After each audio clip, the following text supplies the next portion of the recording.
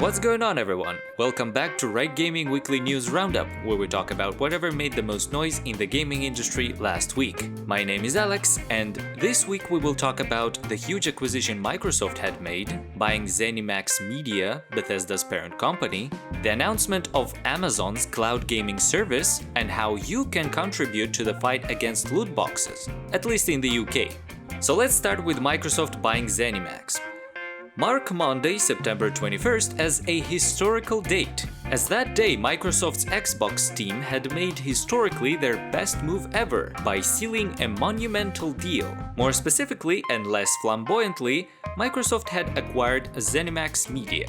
That means that for the low price of $7.5 billion, Microsoft bolstered the ranks of their in-house development studios up to 23.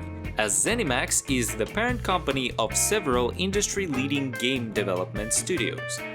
First and foremost, Xbox now have Bethesda game studios.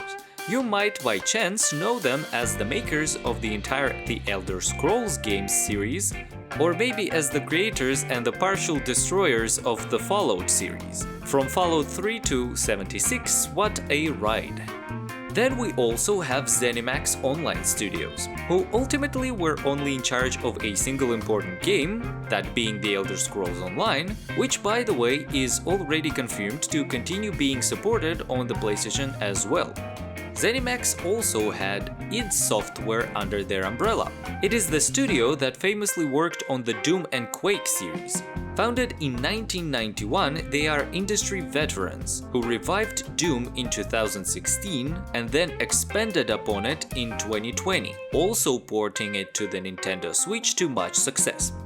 One fact that eluded my mind is that ZeniMax was also the parent company of Arcane Studios. Arcane Studios are also a veteran studio in the video game industry, founded in 1999. They are better known for their amazing and extremely stylish series of stealth action games Dishonored and the bold reimagining of Prey that was a major success as well. Currently they are working on Deathloop, and Microsoft did confirm that they aim to honor the PlayStation 5 exclusivity deal that was arranged in regards to Deathloop prior to the deal. Next in the lineup we have Machine Games.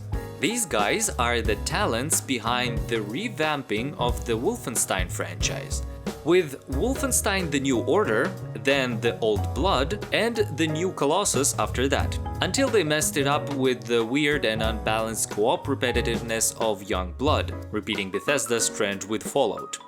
Last but not least, of the biggest studios, we have Tango Gameworks. It is the Tokyo-based studio under ZeniMax, founded by the one and only Shinji Mikami, technically the father of the Resident Evil series. This studio is known for their great, haunting and atmospheric horror games The Evil Within and The Evil Within 2. They are now working on Ghostwire Tokyo, which was also arranged to have partial exclusivity on the PlayStation 5, and Microsoft confirmed this will remain unchanged as well.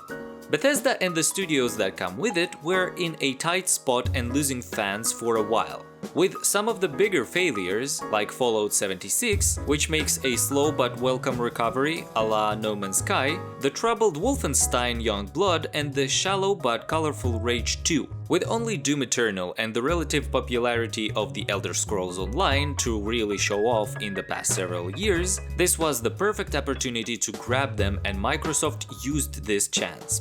And thanks to that, Xbox is now all the stronger for it. In fact, they are now probably stronger than they ever were. This deal is going to be a great injection of investment and fresh resources into the Bethesda ecosystem, in tandem with the addition of all the above-mentioned games to the Xbox Game Pass, dramatically increasing their value and threatening the leading position of PlayStation once again. Now let's talk about Amazon Luna.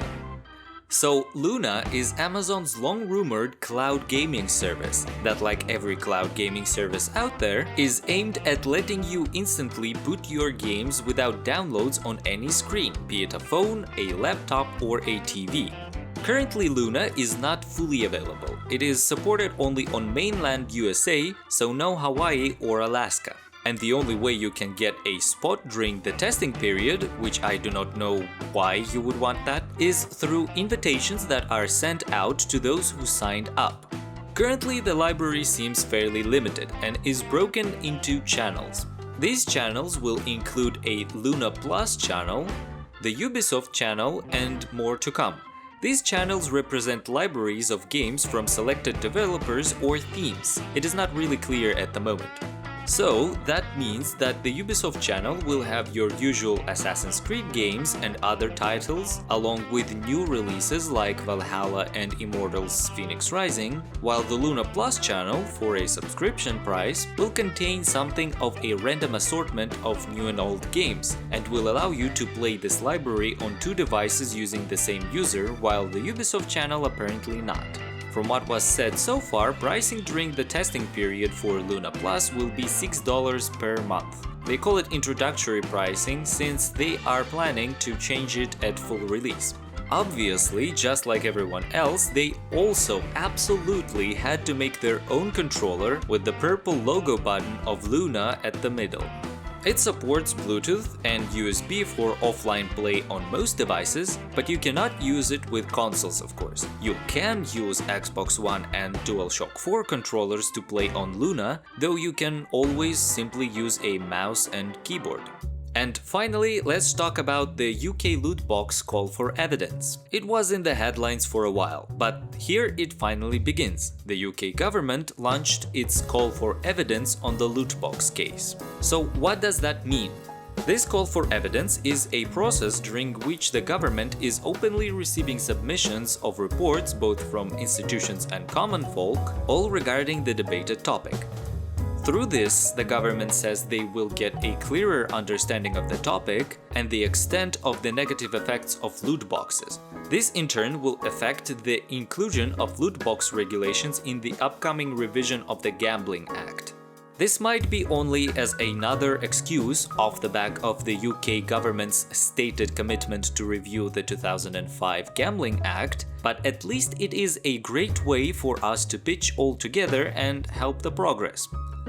There is an official webpage, a link to which I will include in the description under this video, where people can submit their player experience surveys to share their point on loot boxes and their effects on their children, themselves, or simply the unethical practice that loot boxes represent in general.